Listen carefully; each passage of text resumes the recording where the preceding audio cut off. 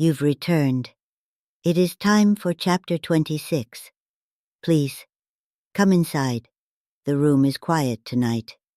Quieter than usual, perhaps. Or perhaps it is simply that we have both grown accustomed to the silence here. Sit wherever you like. The chair across from me is still empty, though I sometimes wonder if it truly remains so.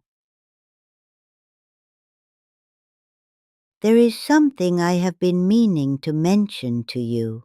It concerns the corner behind you. Do not turn immediately. There is no need to hurry. Corners are patient places.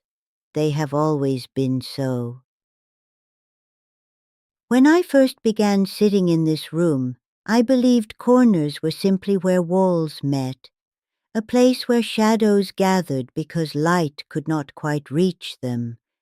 But after many years here, I began to suspect something different. Corners do not merely collect shadows. Sometimes they collect attention. You see, a corner allows something to observe without being seen directly, a convenient position, especially for things that prefer not to be noticed.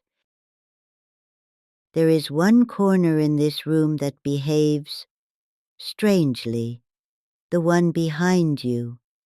You may turn your head slightly if you wish, just slightly, not fully.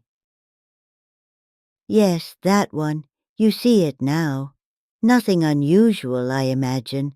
Just the meeting of two walls, a darker shape where the light fades, perhaps a faint shadow from the cabinet beside us. Very ordinary, and yet that corner was not always there. I remember quite clearly when this room had only 3. It was many years ago, or perhaps it was only yesterday. Time behaves poorly inside houses like this, but I remember the moment distinctly. I was sitting where I am now, and something felt different.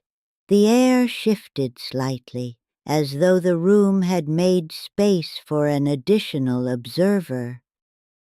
When I looked up, there it was, a new corner, waiting quietly, as though it had always belonged here. At first I thought the house had changed again. You know how it sometimes rearranges itself. Doors that appear where none existed before, hallways that seem longer than they should be. But this felt different. The walls had not moved. The room had not stretched. No. Something else had happened. The corner had arrived. Since then, I have occasionally noticed something curious. When I sit here alone, the room feels still, calm, empty even. But when someone joins me, when someone sits where you are sitting now, the corner becomes attentive. Not hostile, not threatening, simply aware. Sometimes I think it listens to our conversations. Sometimes I think it studies the way visitors breathe, or the way their eyes move when they believe no one is watching. But the strangest thing is this. I do not believe the corner watches me. It watches you. Ah! Please do not be uncomfortable. You are quite safe here, at least as safe as anyone can be inside a room that listens.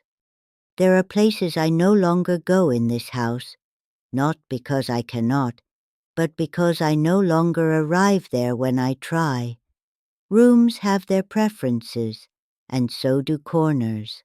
This one seems fond of visitors, especially those who return often. You make it easier for things here to remain. Your presence clarifies the room. It sharpens the shapes of things that might otherwise fade. Even I find it easier to sit here when you are listening. Though I must confess, there are moments when I forget something rather simple. When I sit for a long time, I sometimes forget that chairs are optional. Ah, forgive me. The room grows darker, and the corner behind you has become very quiet again. That usually means it has finished observing, for now. You may return again soon. The room seems to enjoy your visits, and the corner, well, it appears to be watching the door already. Another whispered story from Japan. The room breathes softly again. Beyond the shoji, the night remains patient. Somewhere in the quiet corners of this house, something waits for the next visitor to arrive, and as always, I will be here, between shadow and memory, watching, listening, waiting,